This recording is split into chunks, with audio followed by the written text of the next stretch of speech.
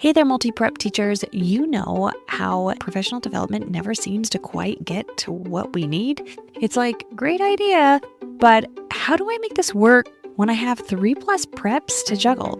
That's exactly why I created the Simplify Your Preps Collective. It's a free Facebook group built just for teachers like you, where we share tips, resources, and real talk about making multi-prep teaching less overwhelming and more doable. Sound like your kind of space? Head to kristenmasick.com/collective and join us today. Let's simplify together.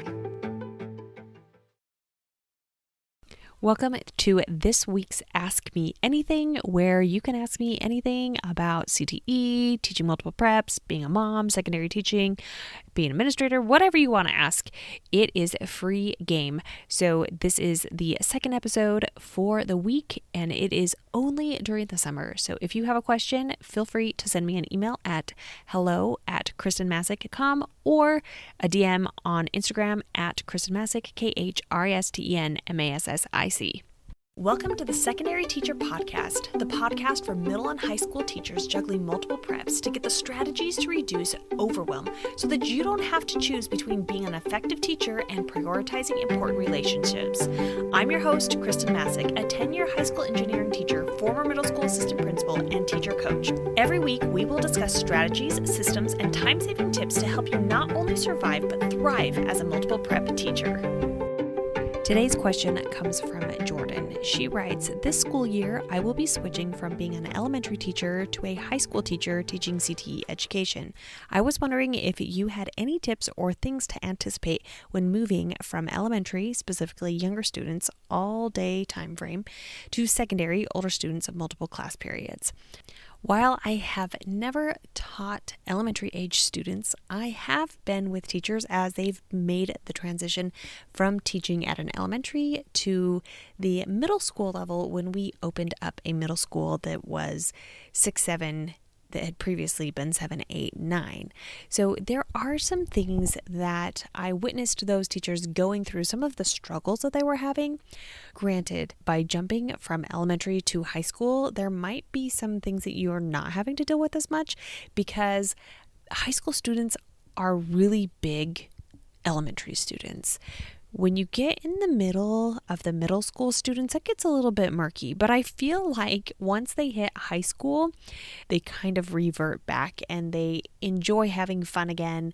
They aren't maybe so concerned with what others think about them as like they do when they are in the lovely 8th grade. One of the biggest struggles that I had witnessed was this idea of having to share your students with other teachers. When you're at the elementary and you have your class, they are yours, and you don't have to retrain them or train them on how to do your routines and procedures as much because they are with you all the time, and you can create that atmosphere, you can really build relationships, and you can still do that at the secondary level, but it is going to be a little bit more challenging because they are, once again, they're dealing with other teachers and how other teachers are doing things as far as routines and procedures go. That's, I think, the biggest thing. When you're with them for a shorter amount of time, it is more difficult to find out things about them, to find out their interests, to build relationships. It is still possible, but it is more challenging.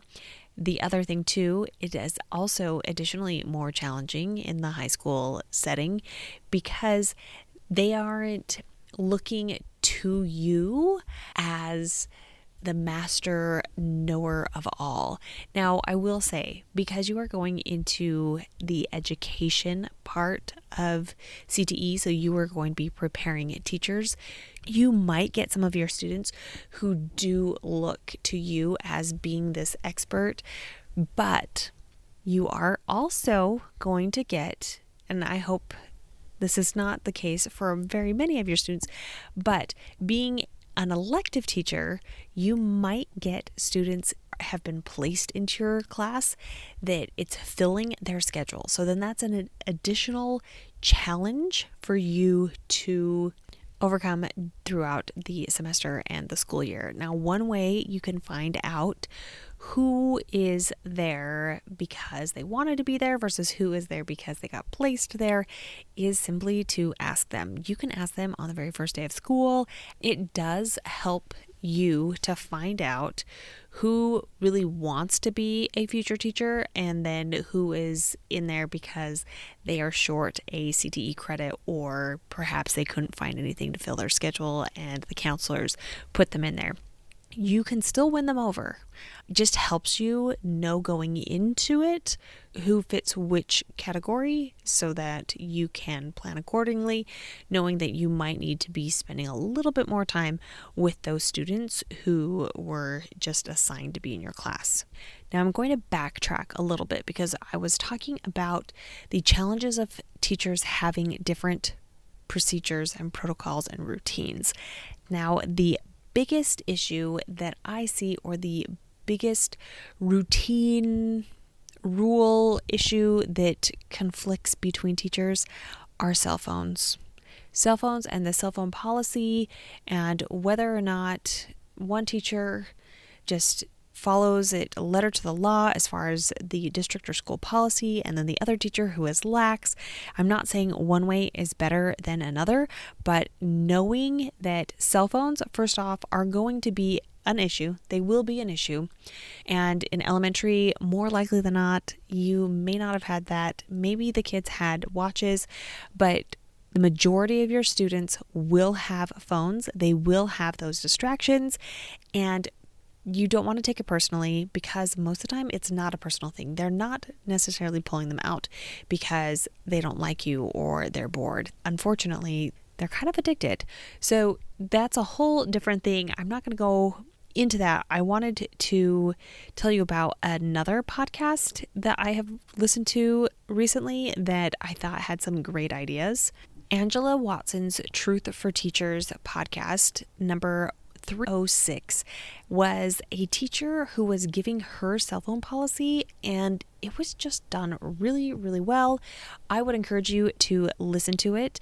If I were back teaching high school again, I would adopt her policy. I've already shared it with my husband, but it is a good listen, and she gives a bunch of resources on how you can treat cell phones in your class. So take a listen to that one.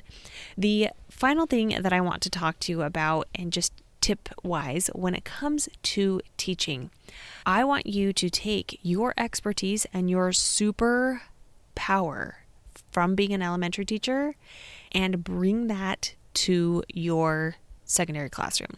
So the way that you structured, the way that you probably chunked things into small chunks because your students had short attention spans, that is just going to carry over to your secondary. Any of the call and response routines, any of the routines that use the majority of the routines, you can just carry over to high school. And the best thing is that a lot of your students have already been trained in them. If there is a call and response that you used in your classroom, more likely than not, there've been a few of your high school students who have also used that call and response, and they were trained really well when they were in third grade, and now they just act on it automatically because they're so used to it. So use that. And my final tip kind of goes back to that last one about you being an expert. Know that you are an expert in your content area, but also be okay with not knowing everything. I feel like when I finally embraced the fact that my high school students knew more than me in several different areas, and they were experiencing life in a very different generation than I did, I could learn a lot from them, and they could teach each other a lot of the times better than I could, because they could just explain things the way that they would understand, and really allowing them to become the teachers and allowing them to have some of the control over their learning, having them choose what you will be learning about, having them do their own assessment of how they feel like they are performing in the class, just helping them develop these skills for their future career is what is going to perhaps give you the most satisfaction from being a high school teacher. I loved working with high school students. I still miss it.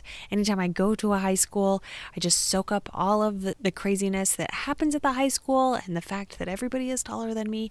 But I just love that you are taking on this challenge, and thank you so much for your question. I hope it gives some insight and some ideas to others who might be switching grade levels or switching from elementary to secondary or from middle school to high school, as some of the ways that you can be successful in that new role. Now, if you have a question, make sure that you reach out to me. You can send me an email, or you can find me on Instagram at Kristen Masick, KristenMassick. Until next week.